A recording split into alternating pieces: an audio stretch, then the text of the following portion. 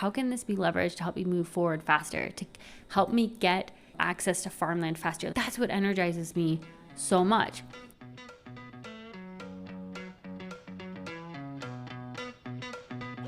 You're listening to the Transcendent Farmer Podcast with your host, Emily Reno, a place where we dive deep into the question of accessing land and capital to start a farm.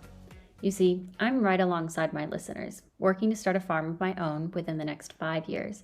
And at the same time, I've had a huge travel bug since I was in community college. Back in November of 2023, I sold all of my belongings and became a digital nomad, working as a remote consultant in food systems planning with clients mostly in the upper Midwest and the United States. And I took my mic with me as I traveled everywhere from India to Australia to Costa Rica, digging into stories around mental health and well-being, personal growth, holistic business development, and more. You see, my hunch is that while folks are looking at technical solutions to help the next generation access land and capital to start their farm, such as tax incentives and land access databases, the change that we're seeking has a lot more to do with the non-material. And in my own experiences, my life changed when I started doing the inner work to shift my thoughts, and therefore, my reality. That's why in this podcast, we dive deep into topics like manifestation, energy, and spirit. There's no topic that's off the table, and I'm so excited for you to join me in this journey as I continue to travel, follow my curiosity, and explore the parts of farming that are a bit more taboo and tender.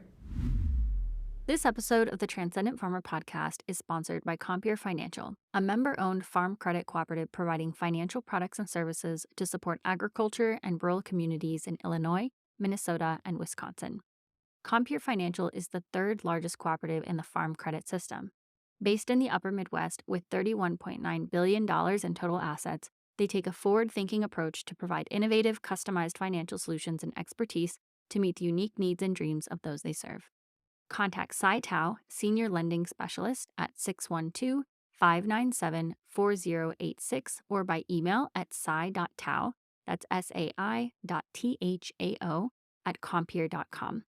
Compeer Financial is an equal opportunity employer and provider and an equal credit opportunity lender. Yo, Transcendent Farmers. Welcome back to another episode of the Transcendent Farmer Podcast. I hope that you are keeping it real out there. Big shout out to my Minnesota farmers. I know that you make up a large percentage of my audience, so thank you, as always, for listening. I know you guys are just getting hyped right now because the temperatures are rising. It's very exciting. I feel it. Even on these Zoom calls that I'm in when I'm halfway across the world, not really, but further south where it's much toastier for most of the year, it's just so interesting how there's this like tangible frenzy and excitement once the temperatures start warming up. It's so evident from everyone that's out there. I'm currently recording from San Miguel de Allende, still working on this whole finding access to a recording studio. I think that as of this week, I now have a place that I will be recording from. You will notice that most of the future recordings are still going to be things that I had recorded from previous months, though. I've got about 6 months of content, lots of interviews I've been doing, and I'm just working on getting those in the queue and really trying to up my game in terms of getting the audio quality to the point where this becomes an award-winning podcast, and which is super exciting. I just connected to an audio engineer last week who is freelancing and used to work for some of these really big companies doing just that. So I'm hopeful that I'm going to get some assistance in turning some of these recordings into some really engaging and dynamic episodes for all of you, because there's a point at which I have reached my limits in terms of my technical capacity. So I'm excited to be able to share some of that with you moving forward. One of the things that I haven't necessarily shared with folks is what my own farm dream looks like. It's funny because I've shared a lot of my observations of tons of farms and food systems initiatives that I visited all over the globe. And I've been collecting ideas, but I haven't necessarily done a great job of painting the picture of what my own farm dream looks like. So I wanted to give you an update. Like, what does that look like for me now, especially considering how many different places that I have seen? So I really imagine this being a place where anyone who walks onto my property feels the love that has been put into it immediately, right? Like it's just this feeling within their body that it is a safe place for them to be themselves and to heal from the inside out. I imagine this being a multifaceted agritourism operation that caters to both locals and international visitors with kind of the following buckets. So far, this is what I have in mind. An herbal medicine / apothecary, where we grow the plants and then we turn them into medicine. I'm currently in an herbal medicine diploma program in Leon. It's a 6-month program, and Mexican traditional medicine is the name of this diploma program. And it's really exciting. I feel like it's such a cool way to be learning about my own traditions and cultures, and something that I want to be able to pass on to other people, create space for them to teach each other, and really just kind of grow the number of people who are healing themselves and working to heal others. I also want to be offering educational classes that are focused on personal growth and wellness, studio space for teaching yoga and Latin dance workshops or classes, as well as a studio for recording the podcast that is open to the public for reservations. And then I'm considering an on-site cafe or some kind of social space where we grow most of the food prepared and have enough space to host community events. I recognize that this is no small mission, right? But I have seen enough operations that are massive in scale that this feels totally reasonable to me. And I don't expect to do it all myself. I do expect to build a team of people around me that believe in the healing power of nature, food, dance, storytelling, and no, I do not yet know where this is going to take place. P.S. Most folks in Mexico have told me not to buy here because of the corruption of the local government, which is really sad. And no, I don't have enough money to put down on a property yet, but what I'm doing now, I know is preparing me for everything to come. So most listeners know by now that I didn't grow up on a farm. I'm right alongside you, trying to fit these different puzzle pieces together to understand how to make my farming dream a reality, how to build a financial foundation that will support me to start building this vision without so much stress and pressure to get it right the first time.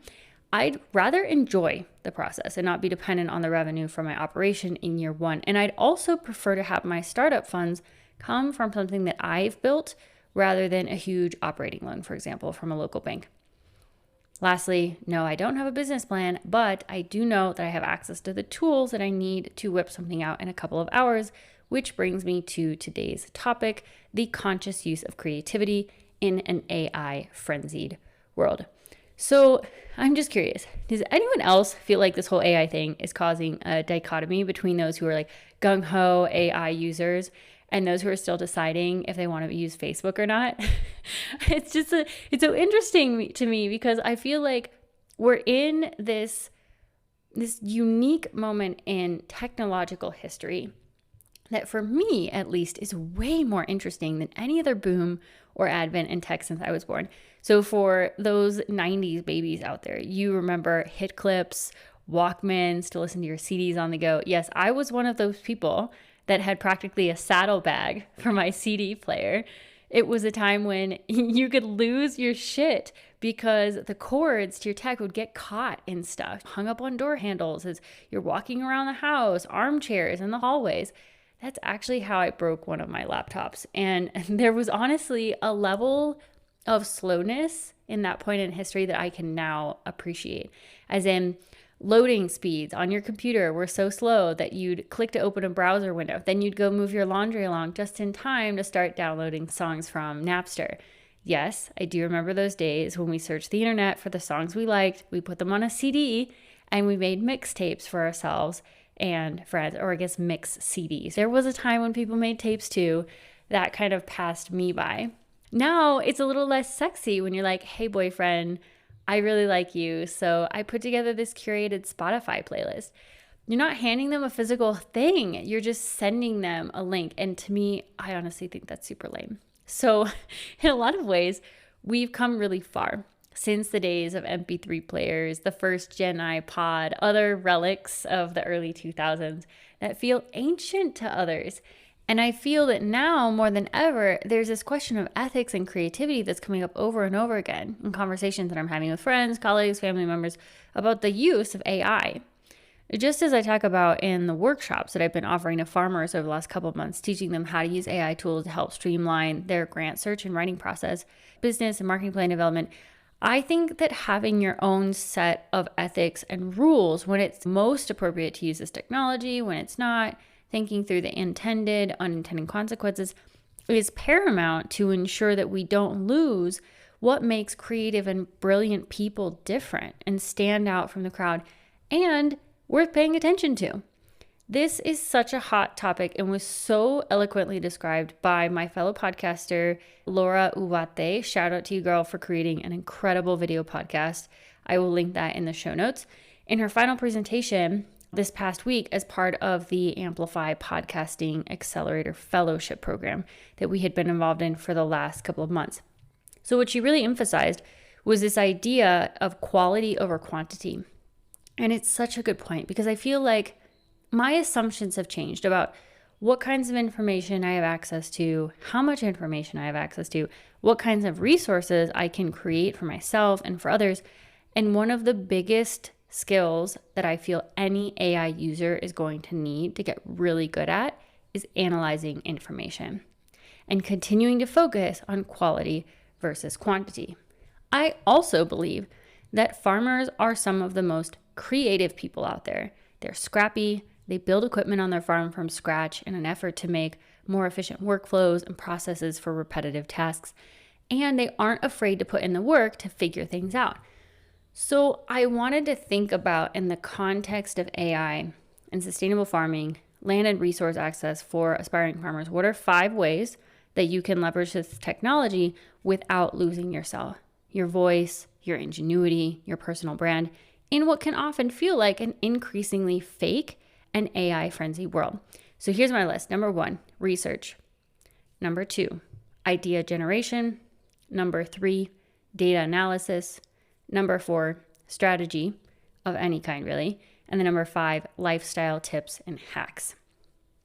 So as a framing for this, I just wanted to set this up thinking about, from my perspective, who are the people who are going to get the best use out of this technology? I think it is, first of all, those that are driven to take initiative. Secondly, those that have strong critical thinking skills, because you have to keep looking at stuff and really analyzing, like, does this actually make sense for what I'm generating, the information? Next, those with a design thinking mindset, because you usually don't settle with the first answer you get. Like, you keep iterating until you have something that works. So as someone who is using AI on a daily basis in my business, I feel like these themes are the things that I've taken away as just consistently, how am I using this technology to move forward faster in getting the information that I need, creating ideas, whatever, right? So I want to give you some examples of how I've been using this to potentially spur some ideas for your own work. So number 1, research. Why is this helpful? First, I'm going to go through, like, why is this helpful for each category, and then I'll explain some examples of what that has looked like for me, my business. So with research, for example, I feel like Google is one thing, ChatGPT is another. The way that you can feed in background information and context to ChatGPT before you start asking questions can give you some really, really interesting results. And some of the things that I've done for my own work on the research front, for example, has been competitor analysis. And I've done this both for myself and with my clients, of understanding, for example, if I want to be building relationships with other podcasters, I need to know who else is in the podcast space that's putting out content that is similar to mine, but not exactly the same, and would be complementary for me to go on, for them to come on to my podcast, maybe to do some kind of, other collaboration. So I put in a link to my podcast page, and then I said, please generate a list of 15 other podcasts that are similar to this one. And then I put in the URL to my webpage, which have a podcast description on there. I've got all the podcast titles on there. And then basically by putting in the URL, I'm providing context for ChatGPT to then research and pull that data and then start doing its own guidance. This episode of the Transcendent Farmer Podcast is sponsored by Massage Alchemy Botanicals and Turkey Road Farm Products, based in Castleton, North Dakota, and owned by Shannon Radcliffe Beach. Shannon is an organic farmer, herbalist, massage therapist, and earth mother. Her mission is to promote health and wellness by connecting people with the healing power of plants. To achieve this, Shannon crafts herbal remedies and products made from the herbs and berries she grows on her farm, as well as hosting events and classes that teach practical herbal knowledge and how to live more harmoniously with the cycles of nature. Find out more about their products and services by visiting their website or following them on Facebook, LinkedIn, Instagram, and YouTube. So that's one example. Let's move on to number 2, idea generation. So why can this be helpful? I feel like one of the most helpful things, that idea generation, or using ChatGPT in particular, because that's the main tool that I'm using these days, is in getting unstuck. I feel that there are so many times when there's some kind of like a tech thing that's come up and I just can't figure out how to navigate it. And now I feel like my first thing, instead of just going to Google like I used to, now I'm walking through and trying to find specific examples or information that I can pull from ChatGPT in order to figure out how to work through whatever troubleshooting thing it is. Okay, so an example of this was just this morning when I was working with my assistant. Basically, she put together this really awesome spreadsheet because she was trying to wrap her head around all the different things that I do, who the target audience is for that, what's specifically the need that I'm addressing with those things, and then what's sort of the transformation or benefit that they experience. And I thought it was awesome. And I was showing her how we could use that as context for creating new kinds of things. So what we did is we uploaded a copy of that spreadsheet. We basically downloaded it from Google Sheets, uploaded it into ChatGPT, and then we said, using this information as background, as well as some additional files that I had uploaded around like results from my personality test or my human design chart, to really give ChatGPT this fuller picture of who I am as a person and how I operate, and also what are my blind spots. What we asked it to do was generate 15 different newsletter ideas, and then I think we asked it to generate 15 different podcast episode titles. And while I don't ever use this tool to come up with the titles, I always come up with the titles after I've created the content. What it was coming up with was bomb. Like, it was so much better than anything that I would have come up with. And while I also only publish a newsletter once every 3 months, so much of the content I think is really relevant for blog posts that I would be very, very excited to read, and that would provide a ton of value to the folks that are in this family, I would say, the Mezclada family, as I'm calling you all. Okay, so let's move on to number 3, data analysis. Why is this helpful? Well, first of all, I feel like before ChatGPT, I think that we were really limited in terms of what tools we had for like coding data and analyzing big data sets. And those were really limited to a few things that I feel were very industry specific, and just like you kind of had to be in your niche in order to understand how to use some of those tools. And what I was doing as an experiment, an example of how I use this in my consulting contracts, we are currently working on a feasibility study for basically finding a secondary outlet for these farmers markets in a small town in West Central Minnesota. And we've contracted with a staff member at the University of Minnesota to help us with this. And then I'm helping kind of oversee that work. And so one of the things that I was showing this particular individual was the results from a region-wide survey that we did to create our regional food systems plan. I basically was like, okay, well, what if we try to use this information, this huge data set, to find out information that could then be relevant for this feasibility study. And so I showed an example of how I was using it with our intern earlier that morning, saying, this was insane. It blew my mind. Basically, what I wanted to do was make a data-informed decision about how we would develop content for a local foods guide that would then be printed and shared among residents as part of this volunteering event that we will be hosting later this summer. And so what we did was we uploaded the spreadsheet, and then we said, based on the results of this, we're looking to develop a local foods guide that will be a print brochure. Please generate 5 different ideas of the content that could fill this based on the needs and the desires that were expressed by residents in the region. And it was so freaking cool what it generated.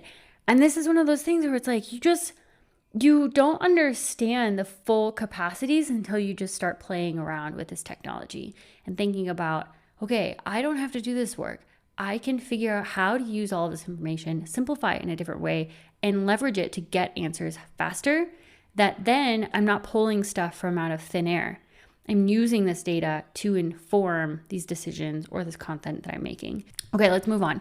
Number 4, strategy. This can be super helpful if you are trying to create structure for yourself in terms of how to outline some next steps moving forward on something that feels really big, insurmountable, or that has a lot of sub-steps.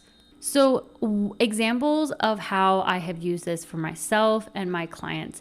Business and marketing plans. This is something that we covered in the 3-day financial challenge where I was working with farmers to teach them how to be using AI to do this stuff really quickly. And if you have an existing website, for example, you can feed a URL from your own site into that, and then it'll take information to help you start so that you're not starting from scratch. Financial strategy is another one. If you're trying to create financial projections for something, if you want a template related to finance, I've been using it in my personal finance and trying to think about, okay, I uploaded a document of financial goals that I created from a book that I was reading about investments. And then I use this to then think through, okay, can you help me create a template for a monthly budget that then integrates some of these goals so that I'm keeping track of them from month to month, whether it's contributions to my investment account, whether that's building up my emergency savings, or other things that I have on my mind. The last one is creating a transition strategy for your business. So for example, what I've created for myself, because I'm really thinking about this, is like, I really want to reduce the time that I'm spending on the screen. I want to be working more in person. I want to be working more with the plants. Now that I kind of have a more permanent home base, this is something that's really important to me. But I also recognize that I can't just do that overnight. And there has to be some steps that are taken in order to support me in that transition. So what I started asking and basically developed this whole strategy around was, who do I need to hire first? How do I calculate the return on investment of that particular position? And how do I make this transition in a way that aligns with my personality type? And as an added bonus, what does a day in the life look like of my future self having addressed my blind spots? Something that ChatGPT was able to help identify for me. This was incredible. And I almost cried when I read through what it was describing for my day in the life.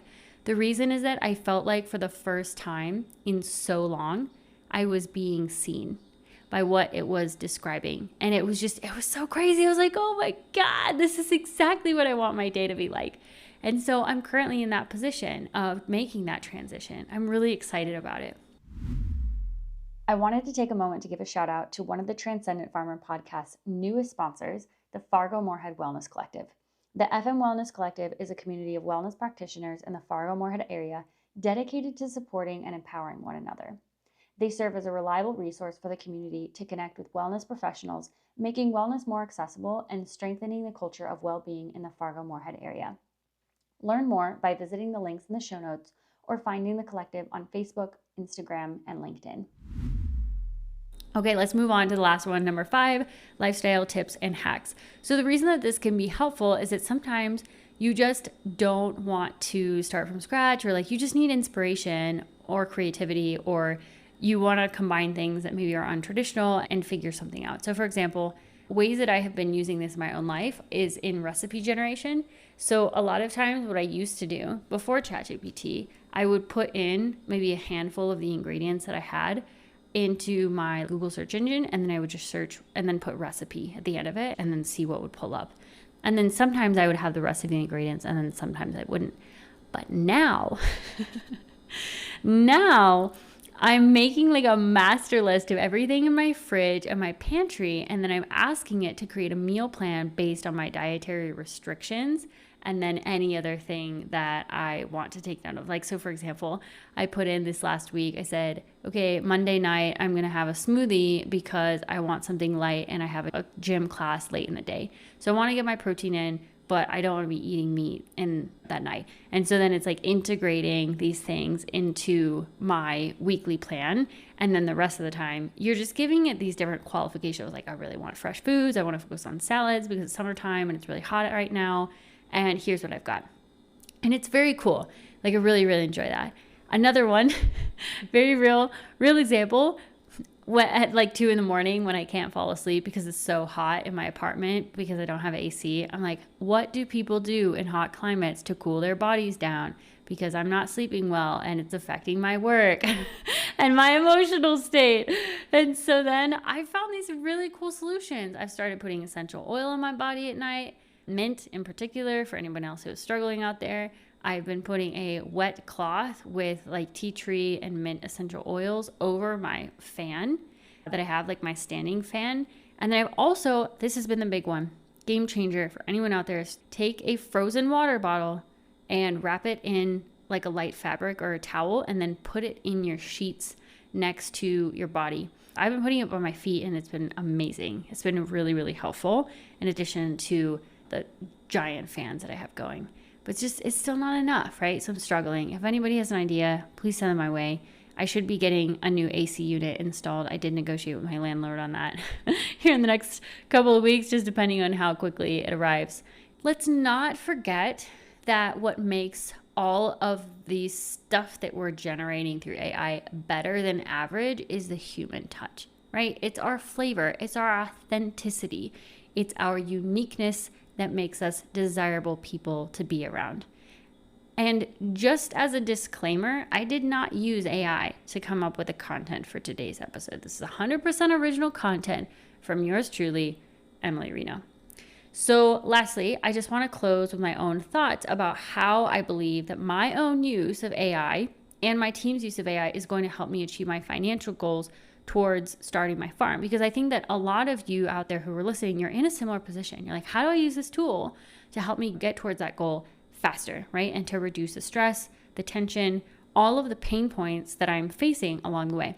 So I'm hoping that you will consider leveraging some of these tools in your own work, so that you can spend less time on the screen and more time with your family in the fields, appreciating all of the benefits that Mother Nature has to offer our bodies, minds, and spirits.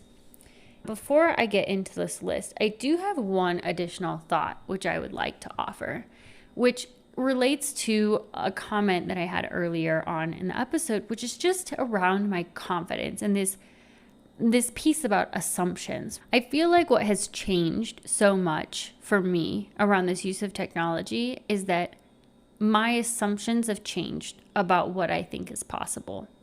And I feel like anyone who is listening, my inner thought is like, you have no excuses at this point. If you have a question, if you have a doubt, please try using this technology to help you through it. Because I feel like my excitement, my eagerness around figuring out, okay, how can this be leveraged to help me move forward faster, to help me get access to farmland faster? That's what energizes me so much. So here's what I've outlined in terms of what I feel like those steps look like for me. First one is really transitioning my responsibilities in my business to have others take over the work of my online projects so that I can free up more time for in-person work. And this has been a goal of mine for quite a while. I was just traveling so much and it was very convenient to have remote work.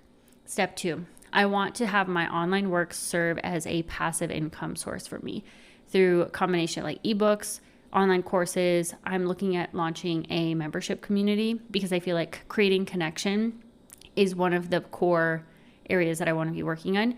And then PDF downloads as well. Step number 3, I would like to make a decision about where I want to invest in building a farm or taking one over if that is a better fit for where I'm at.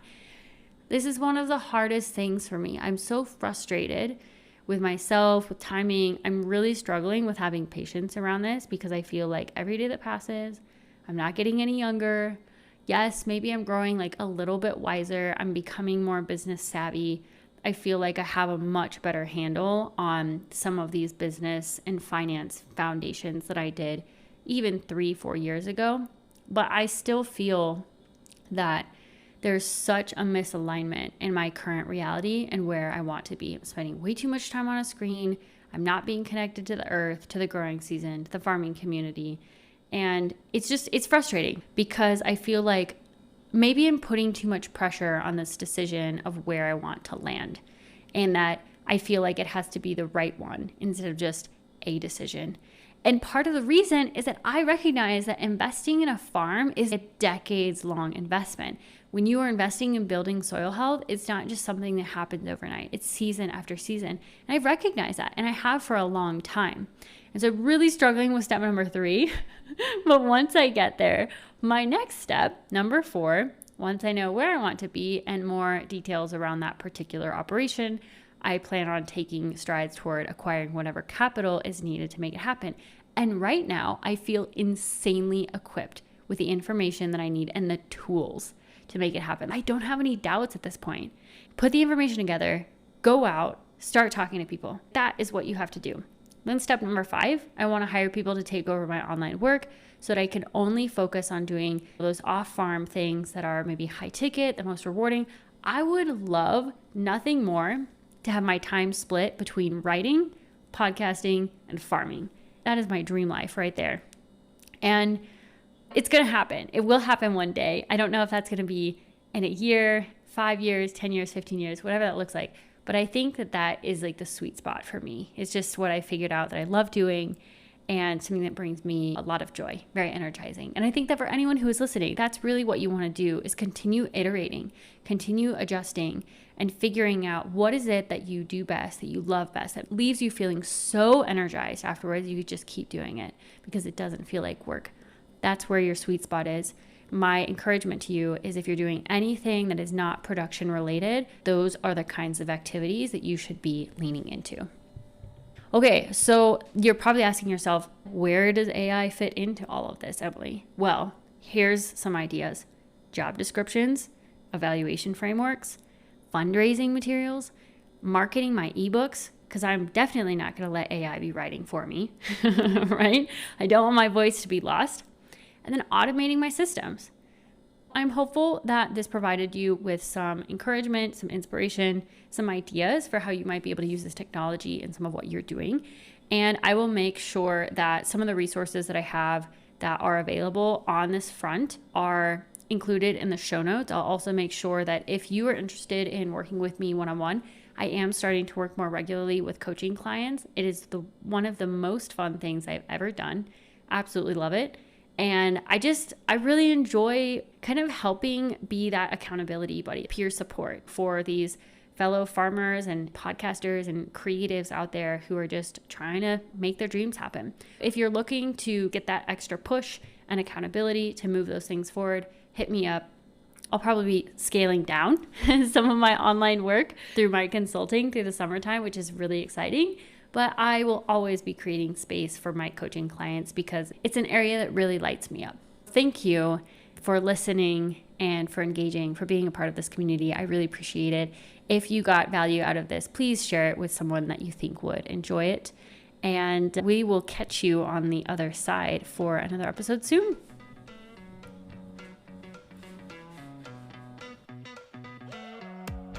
If you love this conversation as much as we did, feel free to share the love by passing it along to a friend or fellow farmer, and be sure to subscribe so that you don't miss another episode. Until next time, friends.